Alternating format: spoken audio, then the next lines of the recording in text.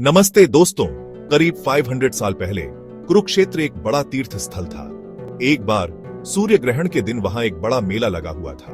गुरु नानक और उनके दोस्त भाई मर्दाना भी उस मेले में गए थे। उस वक्त ये मानना आम बात थी कि सूर्य ग्रहण के दौरान खाना नहीं खाना चाहिए। मेले में गुरु नानक को हिरण का मांस खाने के लिए दिया गया। हिरण का मांस भोजन के तौर पर पेश किया गया था। चूंकि गुरु नानक खाने में भेदभाव नहीं करते थे, उन्होंने ये मांस स्वीकार कर लिया। ये मांस भुना जा रहा था, लेकिन जब मेले के बाकी लोग ये देखा तो वे लोग चंद्र ग्रहण के दौरान कोई खाना बनाते देख हैरान रह गए, और वह भी साधारण खाना नहीं, मांस। कुछ लोगों को बहुत बुरा लगा। लोग उससे धमकी देने लगे। कुछ ने तो कहा कि वे गुरु नानक को मार डालेंगे। आगे क्या हुआ मैं आपको वीडियो में बाद में बताऊंगा, लेकिन आपको एक बात समझनी जरूरी है कि ये अंधविश्वास आज भी आम है। खासकर जब कोई धोखेबाज अंग्रेजी में बोलना शुरू कर देता है, कहता है कि चंद्र ग्रहण के दौरान खाना नहीं खाना चाहिए वरना सेहत पर बुरा असर पड़ेगा। लोग उनकी बातों पर और भी ज्यादा यकीन करने लगते हैं। पर अंधविश्वास के कई रूप होते हैं। कोई कहता है कि खाना नहीं खाना चाहिए, कोई कहता है कि बाहर नहीं जाना चाहिए, कोई कहता है कि ग्रहण के दौरान पूजा नहीं करनी चाहिए, कोई कहता है कि सोना नहीं चाहिए, कुछ नया शुरू नहीं करना चाहिए। ऐसे बहुत सारे अंधविश्वास हैं।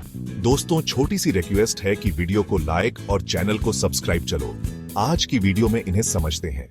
दोस्तों, सूर्य ग्रहण तब होता है जब चंद्रमा की छाया धरती की सतह पर कहीं गिरता है, और चंद्र ग्रहण इसका उल्टा होता है।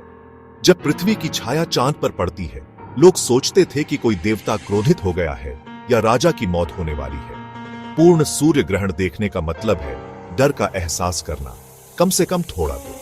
इतिहास में मानव मामलों को सूर्य ग्रहण की अचानकता और रहस्यमयता ने प्रभावित किया है। दोस्तों, अगर आपने स्कूल में विज्ञान की क्लास ध्यान से सुनी होती तो आपको सूर्य और चंद्र ग्रहण का बुनियादी कारण पता होता। लेकिन कुछ बातें ऐसी हैं जो स्कूल में ठीक से समझाई नहीं जाती, जिससे थोड़ी उलझन होती है। हम जानते हैं कि चांद पृथ्वी के चारों ओर घूमता है और पृथ्वी सूरज के चारों ओर।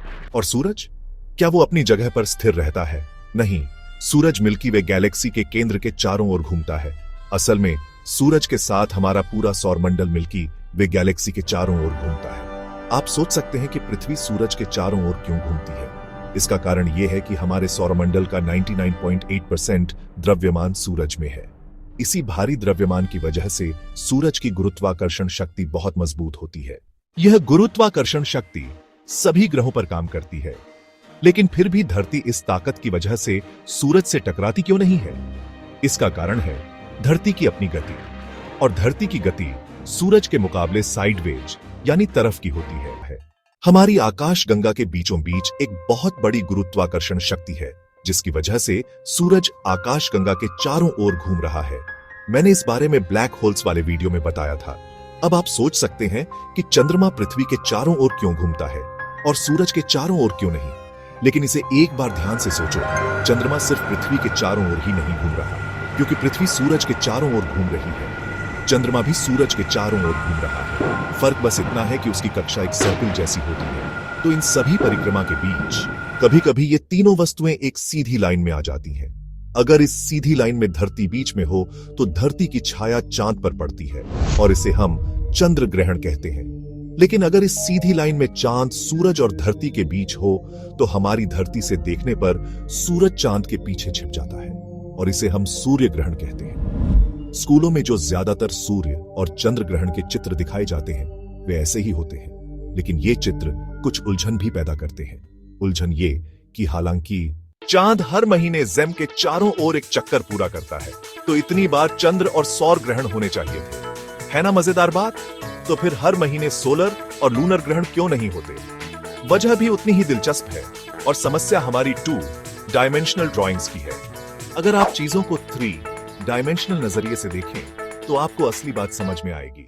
धरती के सूरज के चारों ओर घूमने का प्लेन और चांद के धरती के चारों ओर घूमने का प्लेन अलग अलग होते हैं। चलो इसे एक उदाहरण से समझते हैं। यहां मेरे पास एक लहसुन है। मान लो ये धरती है, ये छोटा टमाटर होगा चांद, और ये बड़ा संतरा हमारा सूरज। ड्राइंग में तुम्हें दिखाया जाता है कि धरती ऐसे सूरज के चारों ओर घूमती है और चांद ऐसे धरती के चारों ओर घूमता है। लेकिन असलियत में चांद इस प्लेन में नहीं घूम रहा होता। उसकी परिक्रमा एक झुके हुए प्लेन पर होती है झुके हुए अक्ष के चारों ओर कुछ इस तरह। समझ पा रहे हो मैं क्या कहना चाहता हूं? यहां प्लेन में एक झुकाव होता है। इसका मतलब है कि पृथ्वी का तल समतल है और चंद्रमा की कक्षा का तल इस तरह झुका हुआ है, और दोनों तल के मिलने वाले सिर्फ दो ही बिंदु होते हैं, एक यहां है और दूसरा वहां। जब इनमें से कोई भी बिंदु पृथ्वी के सामने सीधे लाइन में आ जाता है, तभी हमें सूर्य ग्रहण या चंद्र ग्रहण देखने को मिलता है। इसको अच्छे से समझने के लिए एक सही एनिमेशन देखो, क्योंकि मैं इसको समझाते वक्त झुकाव थोड़ा बढ़ा चढ़ाकर दिखाया था। असल में झुकाव सिर्फ लगभग 5 डिग्रीज का होता है। इस एनिमेशन के लिए जैरेड ओवेन का धन्यवाद। ये झुकाव करीब 5 डिग्रीज का है। इसका मतलब है कि ज्यादातर समय चांद सूरज के ऊपर या नीचे से गुजरता है, जैसा कि पृथ्वी से देखा जाता है। हम अंतरिक्ष में 2 ऐसे अदृश्य बिंदु चिन्हित कर सकते हैं जहां चांद का कक्षा पथ ग्रहण के साथ क्रॉस करता है। इन्हें हम चंद्र नोड्स कहते हैं। जब ये नोड्स सूरज, चांद और पृथ्वी के साथ एक सीध में आ जाते हैं, तभी सूर्य ग्रहण या चंद्र ग्रहण होता है। इससे पता चलता है कि ये दोनों बिंदु पृथ्वी और सूरज के बीच सीधे एक लाइन में आना काफी कम होता है। इसी वजह से सूर्य ग्रहण और चंद्र ग्रहण काफी दुर्लभ होते हैं। मैं यहाँ शिक्षकों से विनती करना चाहता हूँ कि वे अगली बार से ग्रहणों को 3 आयामी तरीके से समझाने की कोशिश करें। इससे छात्र इसे बेहतर समझ पाएंगे। बहुत से लोगों की ये गलत फहमी होती है कि अमावस्या की रात ही चंद्र ग्रहण होता है। ये सही नहीं है। कुछ रातें बस बिना चांद की होती है, जब चांद बिल्कुल दिखाई नहीं देता, और ऐसी रातें लगभग हर महीने आती हैं। हम इन्हें हिंदी में अमावस्या कहते हैं। एक बार फिर इस फर्क की वजह चांद के कक्षा के झुकाव में है। हम जानते हैं कि प्रकाश केवल सूर्य से आता है। धरती और चांद खुद कोई रोशनी नहीं निकालते।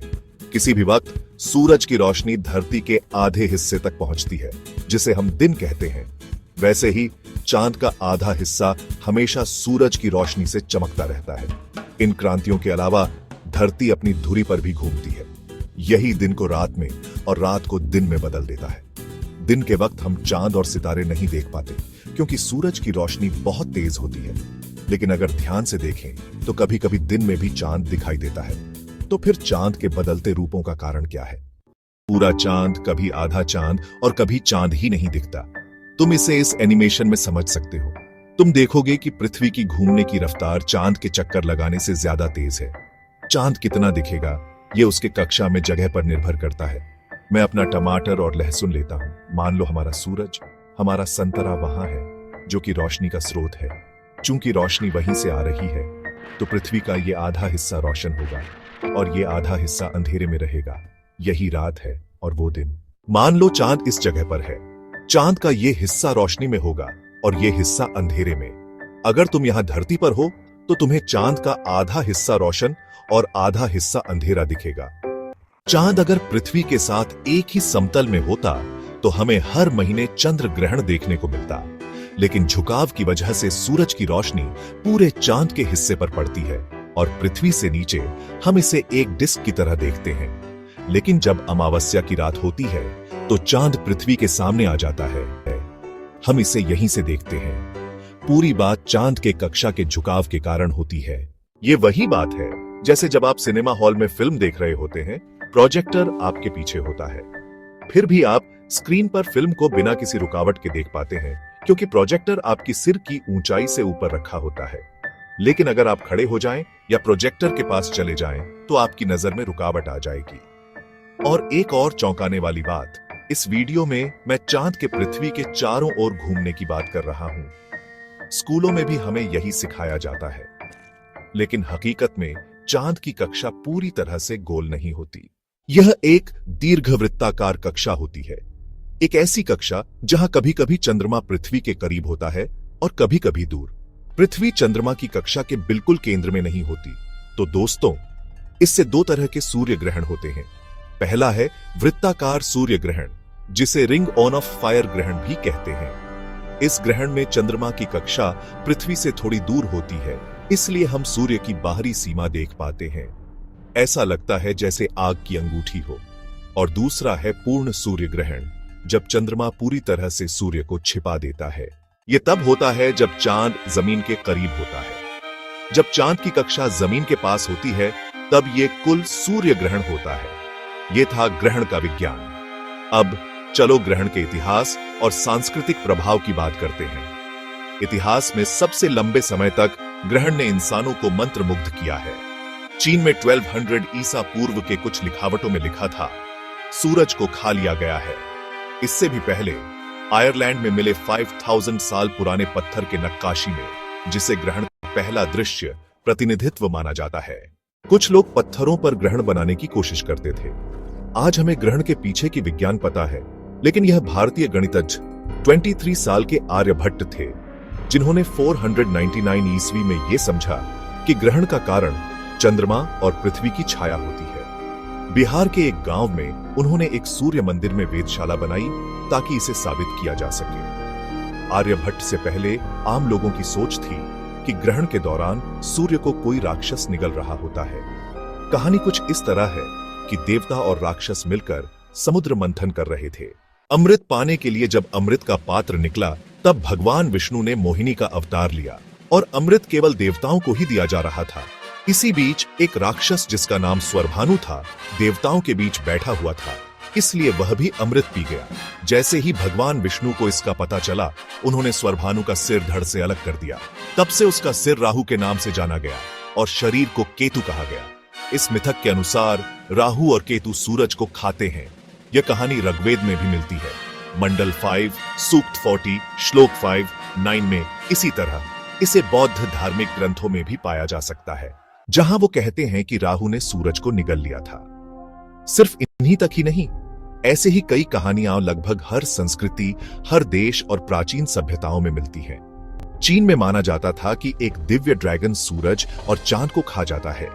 नेटिव अमेरिकन की एक जनजाति की मान्यता के अनुसार एक काला गिलहरी सूरज को खा गया था।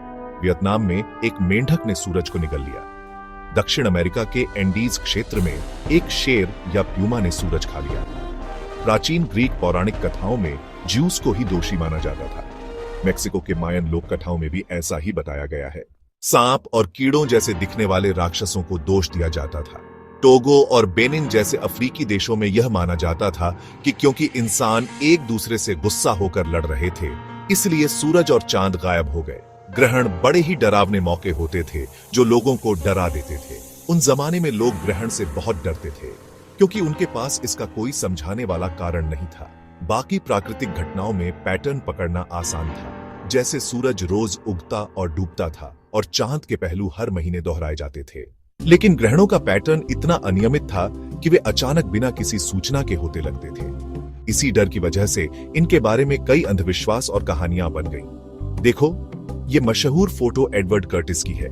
इसमें नॉर्थ अमेरिका के क्वाक्यूटल जनजाति के लोग ग्रहण के दौरान नाच रहे हैं। लोग आग जलाते, तेज आवाज करते थे ताकि उस राक्षस को डराया जा सके जिसने सूरज को निगल लिया था। कुछ जगहों पर लोग तीर चलाते थे ताकि उस काल्पनिक राक्षस को मार सके। आज भी दक्षिण अमेरिका और एशिया के कुछ इलाकों में लोग ऐसे ही करते हैं। बर्तन और थालियां बजाई जाती थीं, क्योंकि लोग मानते थे कि इससे सूर्य ग्रहण का कारण बनने वाला राक्षस भाग जाएगा। अगर हम साल 1500 की बात करें तो ऐसे अंधविश्वास गुरु नानक के समय में बहुत आम थे। अब अगर हम वीडियो की शुरुआत की कहानी पर लौटें तो कुछ लोग गुरु नानक को धमकी दे रहे थे कि उन्होंने ग्रहण के दौरान मांस खाया था, इसलिए उन्हें मार डालेंगे। जब गुस्साए हुए लोग गुरु नानक के पास गए तो गुरु नानक ने उन्हें बताया कि ग्रहण तो बस आकाशीय घटना है जो पृथ्वी और चंद्रमा की छाया की वजह से होता है। उन्होंने कहा कि भीड़ चाहे तो उन्हें मार भी सकती है, लेकिन चूंकि वे जानवर को मारना गलत समझते हैं, जैसे ग्रहण के दौरान हिरण को मारना और खाना गलत माना जाता है, और अब भीड़ एक इंसान को मारने वाली थी। उन्होंने उनसे पूछा कि क्या इंसान को मारना इससे भी बड़ा अपराध नहीं होना चाहिए। इससे भीड़ थोड़ी शांत हो गई। इससे गुरु नानक और एक रूढ़िवादी आदमी के बीच बहस शुरू हो गई। दोस्तों, यहीं गुरु नानक ने अपनी प्रसिद्ध कविता लिखी। दोस्तों, हैरानी की बात है कि हजारों साल पहले आर्यभट्ट ने यह बात समझाई थी, गुरु नानक ने यह बात बताई थी। उसके बाद नासा ने इंसानों को चांद तक भेजा।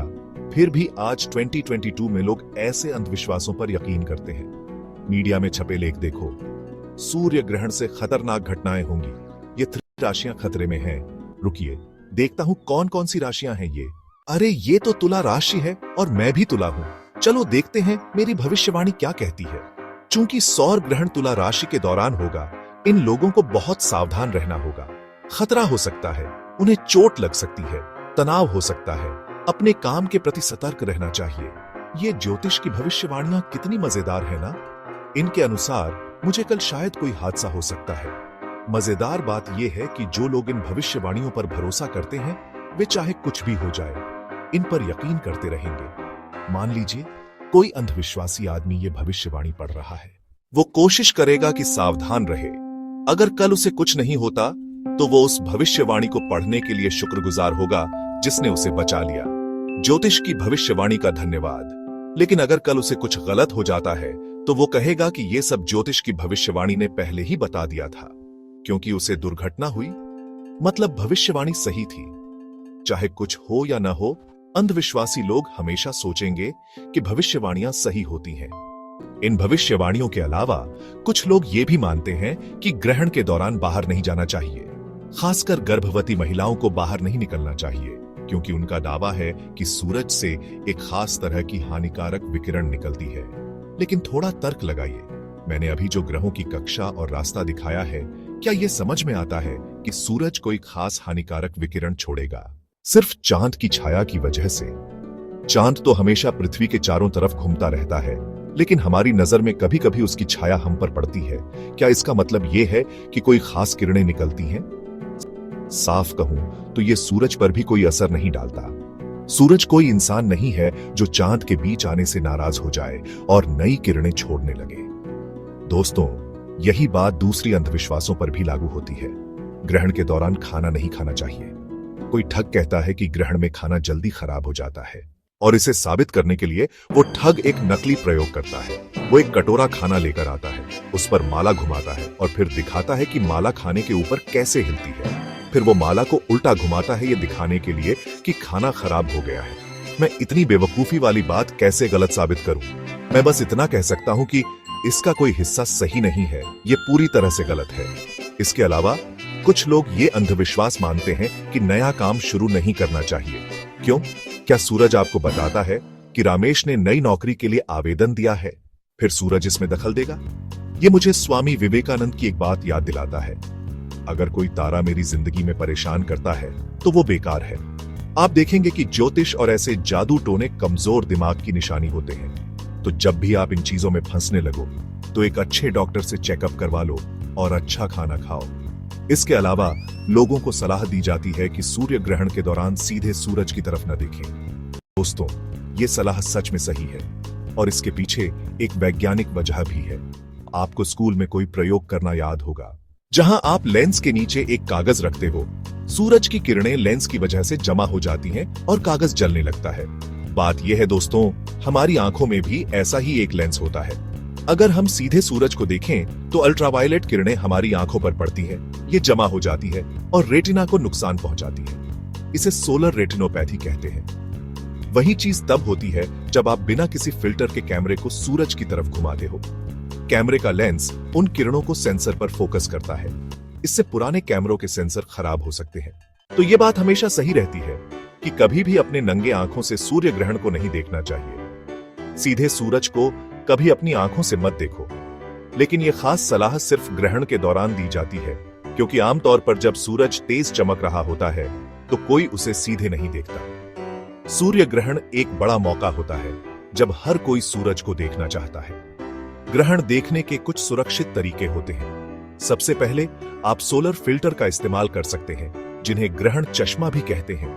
ये खास तौर पर सूर्य ग्रहण देखने के लिए बनाए जाते हैं। वे वही इस्तेमाल करें जो अंतरराष्ट्रीय सुरक्षा मानकों के अनुसार सुरक्षित हों।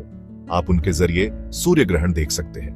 दूसरा, आप सोलर फिल्टर लगे टेलीस्कोप से भी देख सकते हैं। ये तरीका अच्छा है। तीसरा विकल्प जो एक्सपर्ट्स ने सुझाया है वो है वेल्डिंग ग्लासेस का इस्तेमाल करना, जिनकी शेडिंग 12 या उससे ऊपर हो। तब आप उन वेल्डिंग ग्लासेस से भी सूर्य ग्रहण देख सकते हैं। और आखिर में, अगर आप कोई चश्मा नहीं लगाना चाहते तो पिन होल प्रोजेक्शन के जरिए भी सूर्य ग्रहण देखा जा सकता है।